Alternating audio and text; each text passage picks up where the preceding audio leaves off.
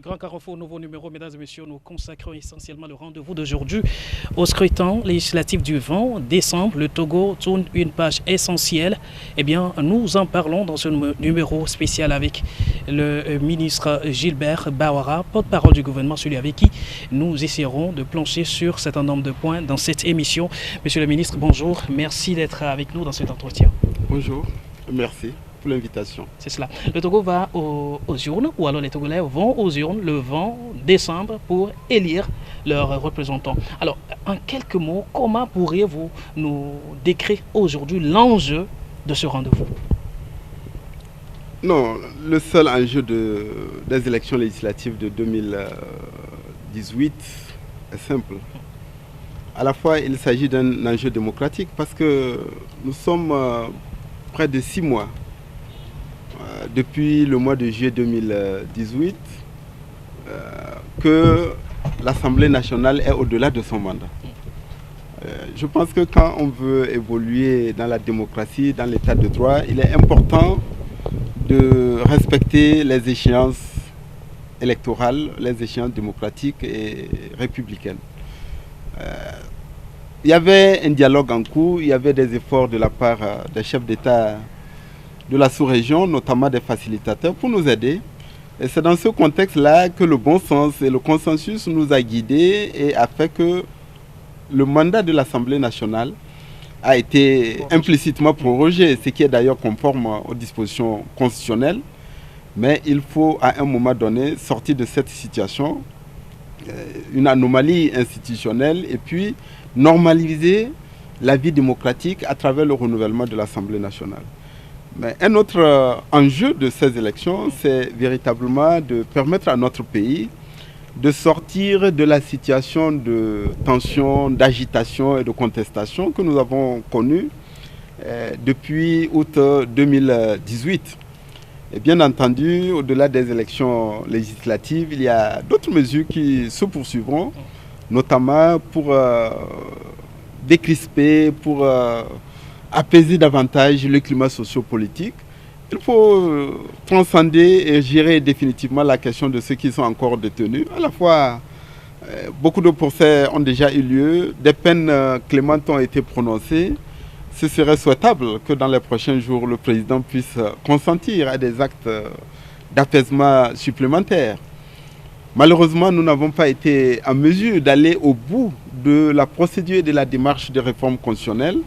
Et au lendemain de ces élections, la priorité sera également... Qu'est-ce qui n'a pas marché? Pourquoi nous allons y revenir. Mais en priorité, la nouvelle Assemblée devra s'attaquer à ce problème et vider, évacuer définitivement la question des réformes constitutionnelles pour qu'elle ne continue pas à constituer un sujet de crispation, un sujet qui cristallise tous les débats et entraîne les situations que nous avons connues. Alors, selon vous, Monsieur le ministre, il faut réserver la question des réformes constitutionnelles à la nouvelle Assemblée générale, à la nouvelle Assemblée nationale. Mais nous sommes à la veille du scrutin législatif.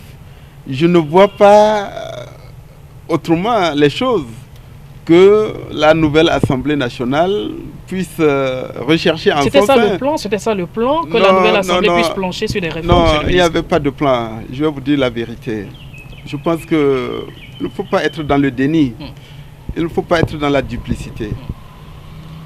Tout le monde a entendu le principal responsable de l'ANC, le chef de file de l'opposition, dire que jamais l'ANC ne s'associera à des réformes qui consacreraient la possibilité pour le chef de l'État actuel d'être candidat à l'élection présidentielle. Il a dit, il a proclamé, il a réaffirmé. Ce n'est pas nous qui le disons. Est-ce que vous avez le sentiment que c'est conforme à l'esprit et à la lettre des décisions des chefs d'État et de gouvernement de la CEDEAO en date du 31 juillet? C'est ce qui a cloché, cette déclaration? Non, je dis tout simplement, il ne faut pas être dans une sorte de supercherie et de... C'est un gros mensonge.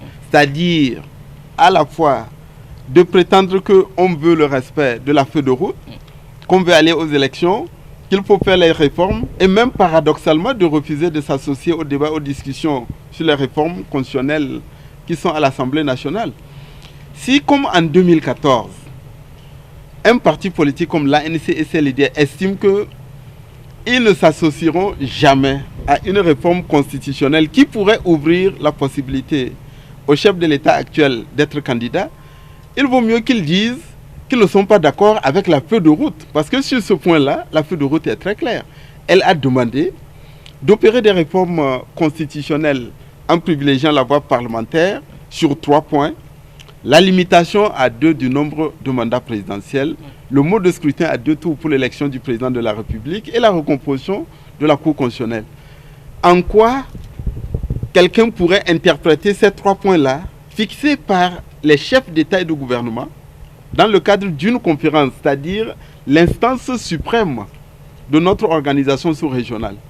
On ne peut jamais en déduire que les chefs d'État ont cherché à envoyer les Togolais aller opérer des réformes en personnalisant et en individualisant quoi que ce soit.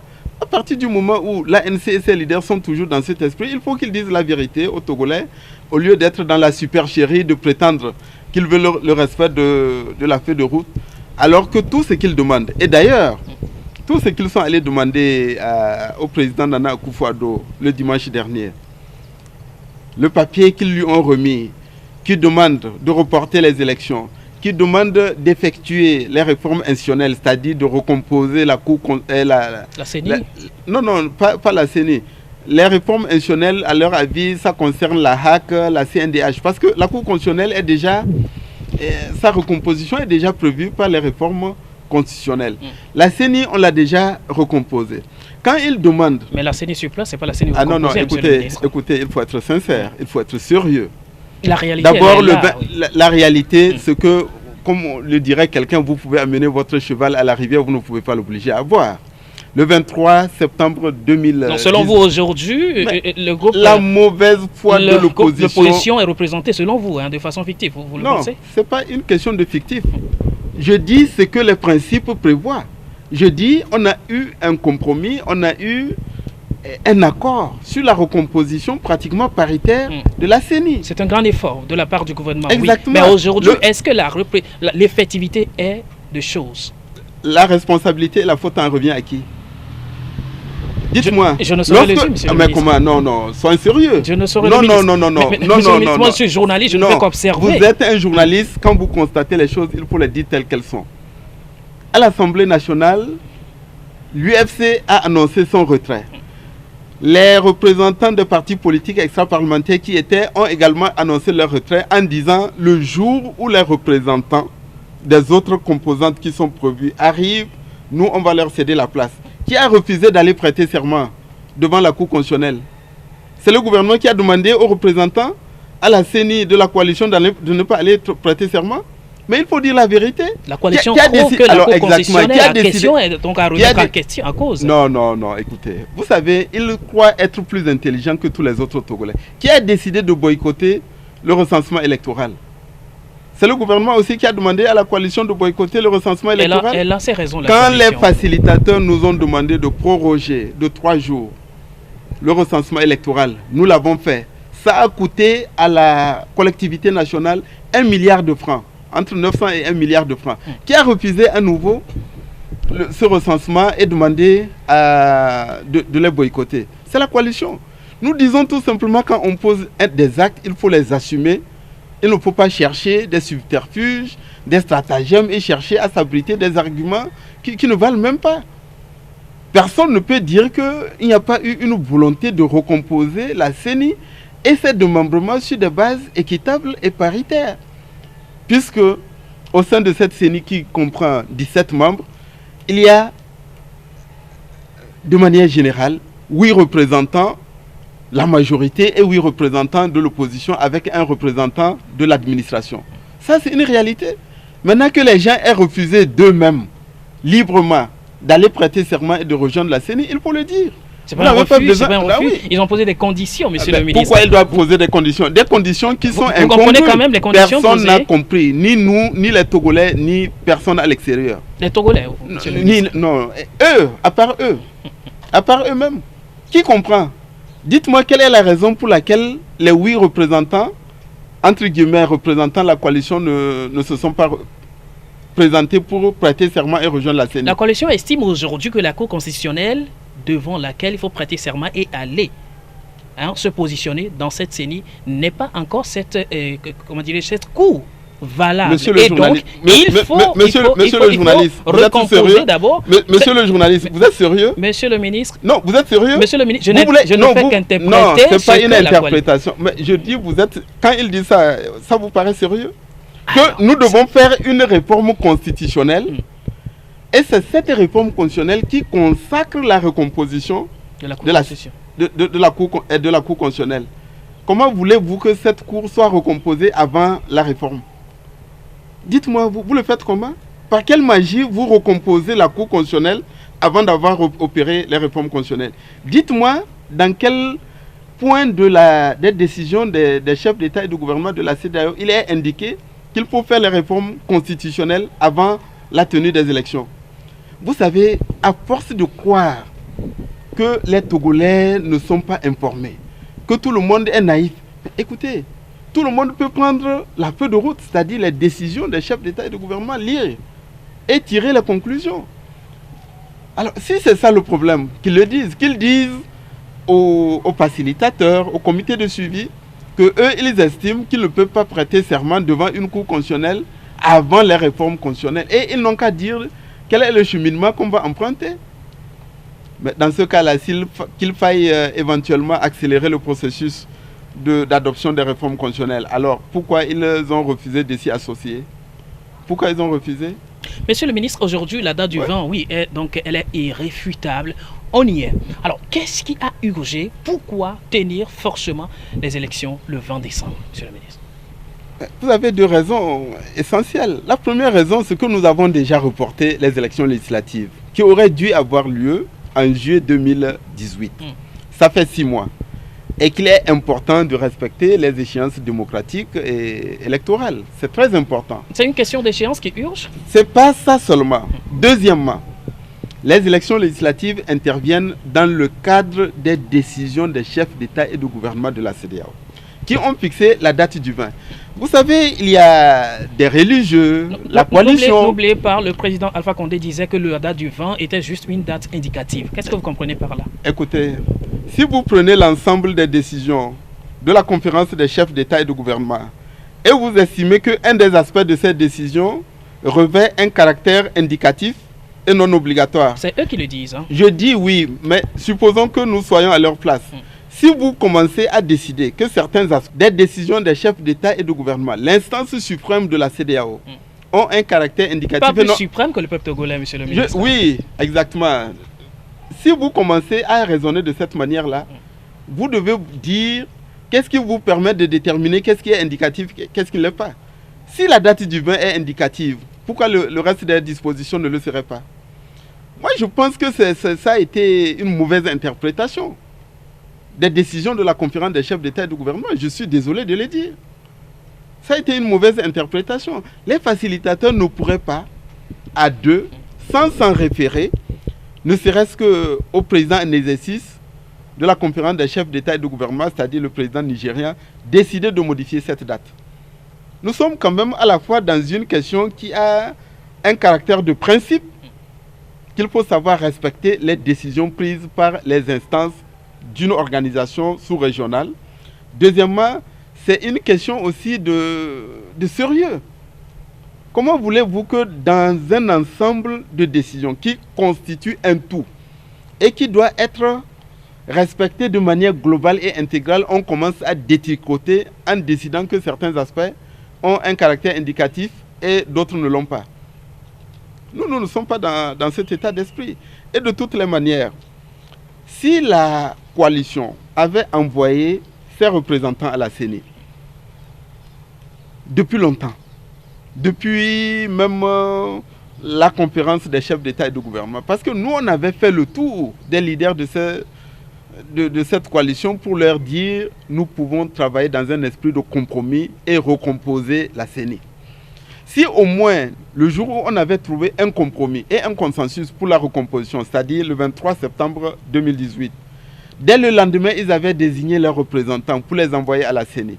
Si, de manière ultime, après les réunions de Conakry du 3 au 6 novembre, lorsque les facilitateurs eux-mêmes ont fait 2 propositions, exhorter l'UFC à se retirer de la CENI au profit de l'ANC et de demander la prorogation du recensement électoral pour permettre à ceux qui avaient boycotté la précédente phase de se rattraper. Si à toutes ces occasions-là, la coalition avait envoyé ses représentants à la CENI et qu'ils disent « Mais écoutez, nous venons de rejoindre le processus, nous constatons qu'il y a un certain nombre d'insuffisances, d'anomalies et de carences. Comment nous faisons pour les améliorer, pour les corriger ?» Mais bien sûr, nous aurions été disponibles. Je voudrais même vous dire que même quand ils ont été dans cette position incompréhensible, lorsque les débats sur les réformes constitutionnelles ont démarré à l'Assemblée nationale, le gouvernement a tenté encore une dernière initiative pour dire, mais écoutez, pourquoi nous ne ferions pas preuve de sursaut concernant les débats sur les réformes constitutionnelles? Si nous parvenons à débattre des réformes constitutionnelles dans un esprit d'ouverture et de compromis, et que nous parvenons à adopter ces réformes de manière consensuelle, nécessairement tout le monde se sentira interpellé. Le président se sentira interpellé, le gouvernement se sentira interpellé. Tous les acteurs politiques, UNIR et la coalition se sentiront interpellés.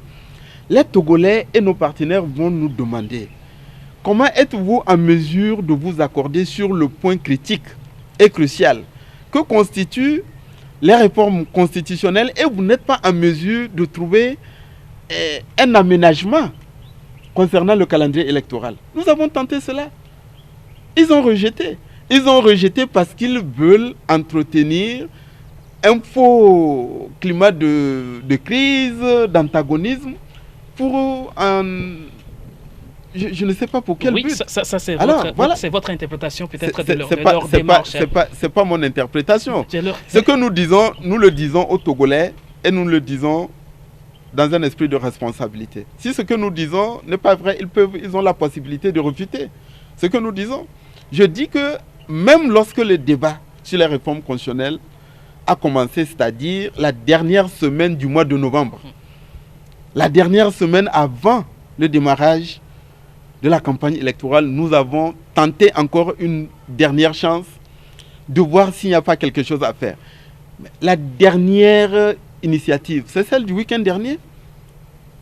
La campagne avait déjà commencé lorsque des religieux, dont moi je me pose des questions sur leur représentativité réelle, parce que est-ce que ce sont des initiatives individuelles ou vraiment des initiatives concertées au sein de leur église respective, je n'en sais rien. Monsieur le ministre, vous parlez de la conférence épiscopale. On va y revenir. J'ai des doutes que les positions qu'ils sont allés exprimer au président ghanéen soient une position partagée par l'ensemble du clergé togolais et que ça reflète véritablement une position consensuelle de tous les fidèles des églises qui sont concernées. Je dis, ce dernier week-end, alors que nous étions à 4 jours du scrutin, la coalition des 14 partis et des religieux sont allés voir le président ghanéen. Moi, j'ai le sentiment que s'ils étaient allés avec des idées constructives et réalistes, en disant, mais monsieur le président ghanéen, nous sommes venus pour vous dire que c'est dommage que nous n'avons pas saisi toutes les occasions qui se sont offertes à nous. C'est dommage qu'après la réunion du comité de suivi, nous n'ayons pas rejoint la CENI. C'est dommage que malgré vos efforts avec votre frère guinéen pour régler la question de la CENI, avec le retrait de l'UFC, avec la prorogation du recensement électoral, c'est dommage que nous ayons persisté dans le boycott.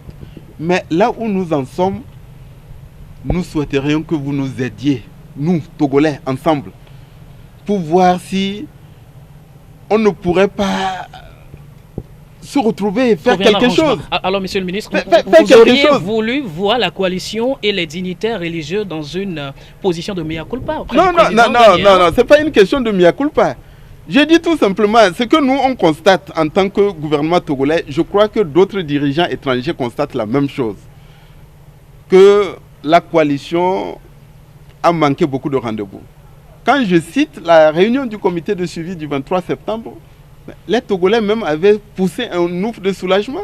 Chacun s'était dit, ah, probablement, le bon Dieu les a inspirés ils disent qu'ils sont maintenant d'accord pour aller à la CENI. Quand nous sommes revenus de Conakry, après les discussions et les échanges avec le président guinéen Alpha Condé, et que les facilitateurs ont fait un communiqué le 9 novembre 2018 en disant « Nous avons écouté les deux parties et nous préconisons deux choses. Le retrait du représentant de l'UFC et son remplacement par quelqu'un de l'ANC, c'est-à-dire de la coalition. Nous préconisons la prorogation du recensement électoral. » Tout le monde s'est dit « Ah, peut-être que tous, ils vont saisir la balle au bon. » Le gouvernement a exécuté scrupuleusement les deux mesures. En face, qu'est-ce qu'on a eu? Non, on ne va pas aller prêter serment. Sans raison. On a commencé à inventer encore. La coalition a toujours été dans un esprit de surenchère, dans un esprit de conditionnalité, de préalable. A commencer par le début. Et ça, j'ai le regret que nous ayons... Parce que le problème togolais est trop profond. Non, non. Ces écailles sont... Il y a des gens qui ont intérêt à entretenir un climat de crise parce qu'ils s'en servent comme un point de commerce. Ah oui, j'en ai la conviction. Pas seulement que je le pense, j'en ai la conviction. J'en ai la conviction. Je dis, il y a beaucoup de rendez-vous qui ont été ratés et c'est dommage pour le pays. Pas seulement pour la coalition, c'est dommage pour le pays parce que nous aurions pu travailler ensemble. Ce n'est pas la volonté d'ouverture et de compromis qui a manqué du côté du gouvernement. Quand on prend la question de la CENI, tout le monde est témoin. Les Togolais sont témoins. Si je vous posais la question de me dire pour quelle raison fondamentale, alors que l'UFC s'est retiré de la CENI, les gens ont refusé d'aller. Vous m'avez parlé tout à l'heure de la recomposition de la Cour constitutionnelle. Tout le monde dirait que non. Ce n'est pas sérieux. Parce qu'on ne peut pas attendre que les réformes constitutionnelles aient lieu, que la Cour constitutionnelle soit recomposée avant de demander aux gens d'aller prêter serment devant cette Cour. Sinon, il n'y aura jamais les élections. Ce n'est pas sérieux. Monsieur le ministre... Le processus électoral a bénéficié d'un accompagnement technique et de l'assistance de la CEDEAO. Des experts ont été désignés pour travailler auprès de la CENI. Des observateurs électoraux ont supervisé le recensement électoral. Les listes électorales provisoires ont été affichées partout pour permettre à chacun d'aller vérifier son inscription et à ceux qui le souhaitent de contester et de réclamer par rapport aux inscriptions indues, frauduleuses ou anormales. Ça voudrait dire... Le fichier électoral a fait l'objet d'un audit et d'une certification par des experts indépendants. Et ça a abouti à la radiation de près de 80 000. Voilà. Alors, vous voyez, qu'est-ce qu'on peut faire? Alors, monsieur le ministre, est-ce à dire que si la communauté internationale ou alors la CEDEAO demandait à la veille de ce scrutin de suspendre le processus, ce sera fait au niveau du gouvernement? La question ne se pose pas dans ce sens. La question est de savoir, c'est de surseoir ou de reporter les élections pour quelle finalité et pour quel objectif. Qu'est-ce qui pour qu'il y ait le consensus sur Oui, mais consensus sur quoi? C'est ça. Non, justement, c'est ça le problème. S'il fallait reporter les élections ou surseoir à la tenue des élections le 20 décembre, juste parce qu'on veut enliser le pays dans l'incertitude et l'instabilité, sans avoir de perspective claire, de solutions concrètes, personne ne le ferait. Ni le gouvernement togolais, parce que nous ne sommes pas un gouvernement irresponsable, encore moins les facilitateurs, parce qu'ils ont été des témoins privilégiés de tous les efforts qui ont été consentis. Merci, monsieur si l'opposition était sincère, elle vous dirait que dans son interaction avec les dirigeants de la sous-région, ce sentiment-là se dégage. Qu'ils ont manqué, si je dis discernement, c'est trop fort. En tout cas, il y a trop de rendez-vous manqués de la part de la coalition. Monsieur le ministre, vous avez expliqué comme un des enjeux à cette élection, une façon de stabiliser le pays, de couper avec les tensions et de ramener le pays à sa lettre de noblesse. Est-ce que vous pensez aujourd'hui que l'élection soit la solution à la crise que traverse le Togo? Non, l'élection à elle tout seule ne peut pas constituer une panacée. Si quelqu'un vous disait qu'il suffit de faire les élections, même avec la participation de la coalition et tous les problèmes togolais seraient réglés, moi je crois que la personne tromperait et se tromperait. On a comme impression que c'est ce qui urge au niveau du Non, non, pas du tout. Les élections s'inscrivent dans un cadre précis, le respect et l'application des décisions des chefs d'État et de gouvernement de la CEDEAO. La tenue des élections s'inscrit dans le souci du respect des échéances électorales et démocratiques. Nous sommes déjà à 6 mois après la fin du mandat de l'Assemblée nationale. À un moment donné, il faut savoir respecter ces échéances. En revanche, au-delà des élections, il faut continuer à intensifier les efforts de dialogue, d'ouverture, d'apaisement. Il faut continuer avec les réformes et ces réformes, pas dans le même esprit. Une société qui ne s'interroge pas, qui n'adapte pas les règles qui la régissent, que ce soit du point de vue politique, social et économique, c'est une société figée. On risque de tomber dans un immobilisme. Alors moi je pense qu'il y a encore beaucoup de défis et le fait que la coalition ne participe pas aux élections législatives peut donner une dimension singulière à ces défis, notamment à la nécessité de travailler pour unir davantage les Togolais et rassembler le pays. Et ça, c'est ce que le président va chercher, c'est ce à quoi il va s'atteler, rassembler davantage le Togo, unir davantage les Togolais, faire en sorte qu'au-delà des enjeux électoraux, au-delà de ces moments de crispation que nous venons de traverser, nous soyons en mesure de travailler ensemble sur les autres enjeux politiques, économiques et sociaux qui se profilent à l'horizon et auxquels le pays reste confronté. Monsieur le ministre, quel Togo après le 20 souhaiteriez-vous? Non, je vais vous dire le Togo pour lequel le président Faure Gnassingbé et son parti et tous les Togolais de bonne volonté devraient œuvrer et vont œuvrer à édifier et à construire. Ça doit être un Togo d'ouverture.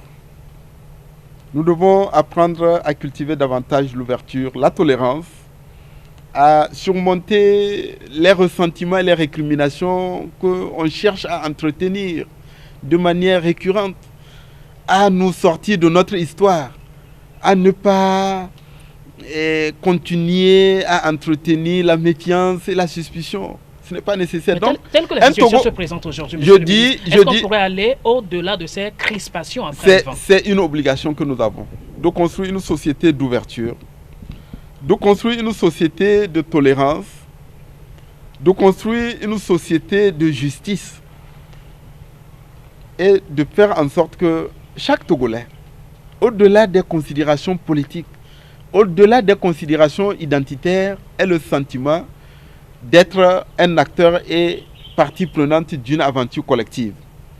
Bâtir la cohésion, bâtir la solidarité, bâtir la prospérité profitable à tous. Voilà le Togo que le président va s'atteler à construire et il va tendre la main et il va continuer à œuvrer pour que chacun accepte de participer à ce projet pour notre pays. Monsieur le ministre, dans 5 ans, eh bien, ces principaux partis d'opposition seront mis à côté et pour l'avancement de la classe politique, c'est cela? Pourquoi? Pour 5 ans. Parce qu'ils ne seront pas représentés à l'Assemblée nationale. Vous savez combien de partis politiques notre paysage compte?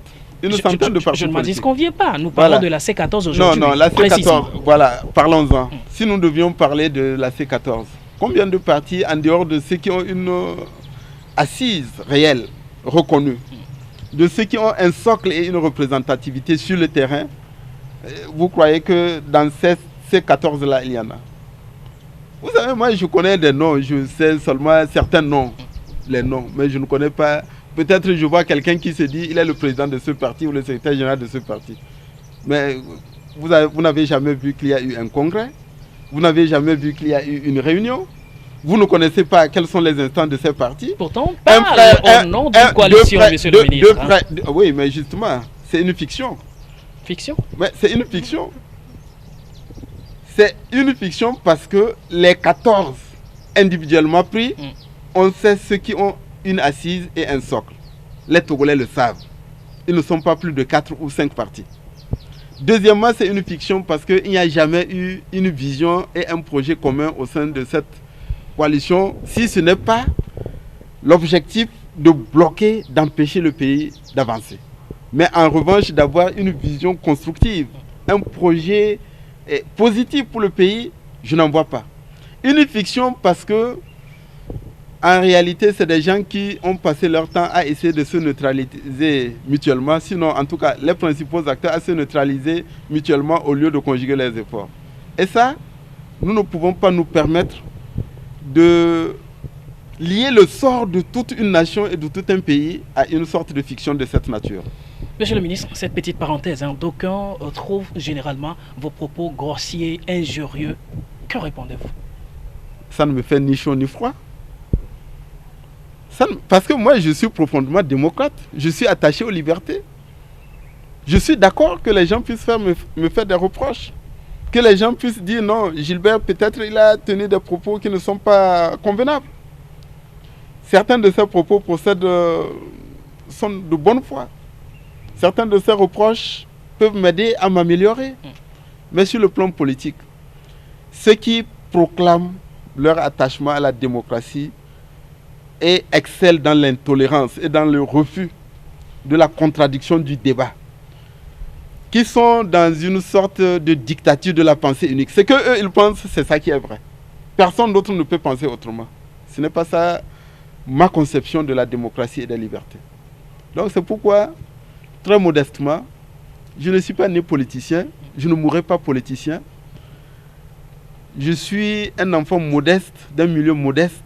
Je connais d'où je viens et je sais où je vais.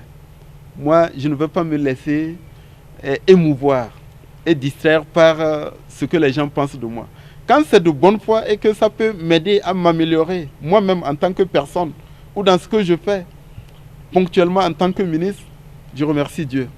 Mais tout ce qui procède de la méchanceté ou de petits calculs, moi, ça ne me regarde pas. Monsieur le ministre, on y est aujourd'hui. Quel est le mot rassembleur? Quel est le mot qui va véritablement concilier tous les Togolais à les réunir autour d'une table? Parce que personne n'a intérêt que ça brûle, comme vous le disiez tantôt. Non, ça ne va pas brûler et ça ne brûlera pas. Parce que les Togolais, nous sommes des frères et des sœurs. Je disais à certains de vos confrères, quand dans une maison, vous êtes plusieurs à habiter la maison. Le Togo, c'est notre maison commune, c'est notre patrie. Et que un des habitants ou certains des habitants se disent non, on va mettre le feu à la maison. On se dit non, c'est un moment d'égarement. Faisons en sorte à le raisonner et à éviter cela. Et s'il le faut, le père de famille agit pour empêcher cela. Aujourd'hui, le père de famille au Togo, c'est qui? Le père de famille, c'est l'État.